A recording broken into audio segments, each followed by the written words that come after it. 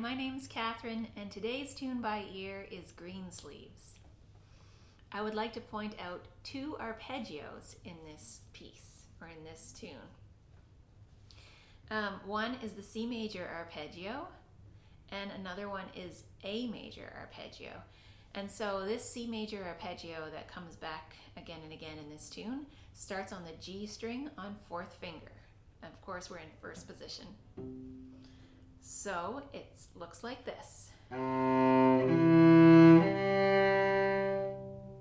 So if you've been playing cello for a little while and you practice your scales and arpeggios, I'm sure you're familiar with this one. I like to think of it in a finger pattern as well. So the finger pattern, the fingering goes 4, 1, 4.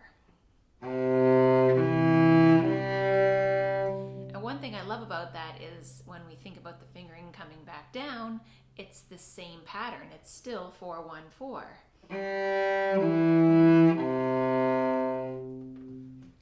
So the notes in this C major arpeggio are C, E, and G. And of course, going backwards, they're G, E, and C. All right, so that's great to practice that a few times through just to get comfortable. Have your hand set up nicely, watch your left elbow, and play the C, E, G forwards and backwards. Okay, so another one that I mentioned in this tune is the A major arpeggio. Now that one's a little bit trickier because it involves a forward extension, but it still involves fingers 1 and 4.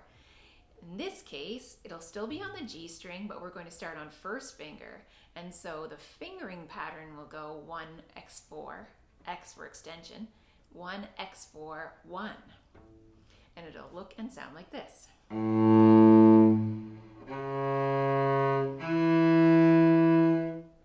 So I've got 1st finger on the A, 4th finger on C sharp, and 1st finger on E.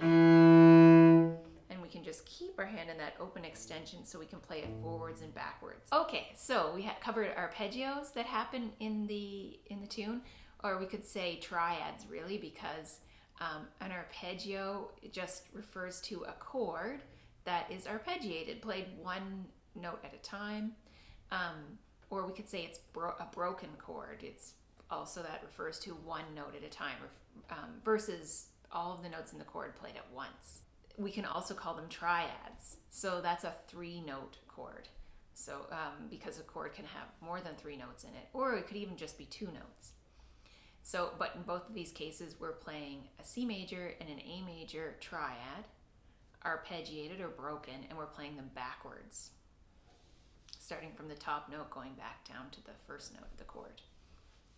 All right, so then we can talk about scales, because they happen a little bit in this piece too. I mean, music is a combination of arpeggios and scales, and of course, repeated notes and different intervals that happen in between, or variations on those things. So sometimes it's part of an arpeggio or part of a scale.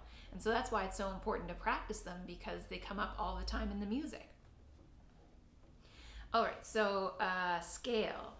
Well, let's listen to the beginning of this tune.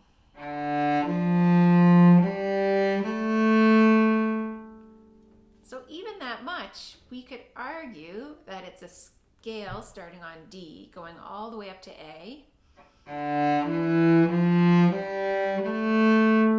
that it's just, in the tune version, it's just missing the 1st finger. So we skip that. We start on D and we go right to F, and then we keep going up.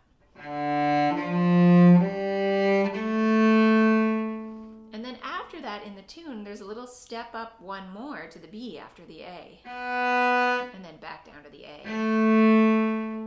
So it sounds like this.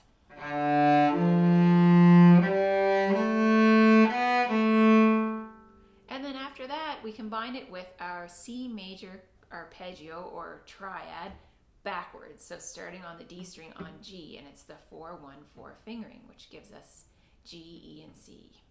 And then a few steps up. We prepare our extension, and then we play our A major chord or arpeggio or triad backwards. So it's the A major, but it's E, C sharp, A.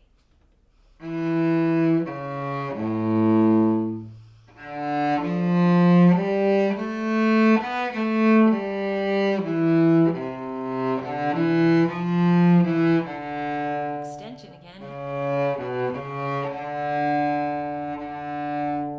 So that covers the entire A section. So A section has two parts, and the second part, when this begins again, is very similar, but it has a little bit of a different ending. So already if you know half of the A section, you know almost the entire thing. And now here's the B section.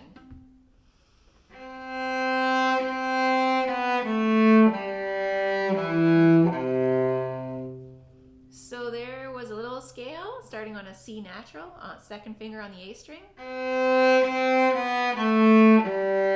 And then once we got to G, there was an arpeggio or a triad, broken triad going backwards. And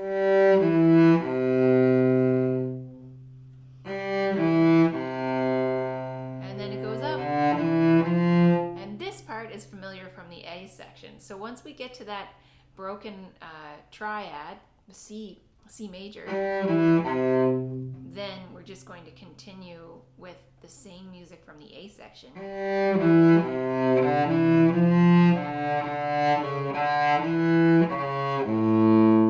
And then it starts again. The B section repeats. But as in the A section, it has a little bit of a different ending.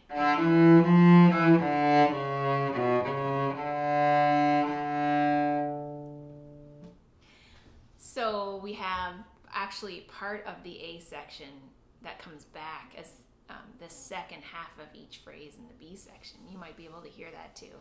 So I'm going to play this one more time through from start to finish, and feel free to take note of what I'm doing in my playing or play along with me. Okay. So I'll give 2 beats and then we'll come in together maybe. 1, 2.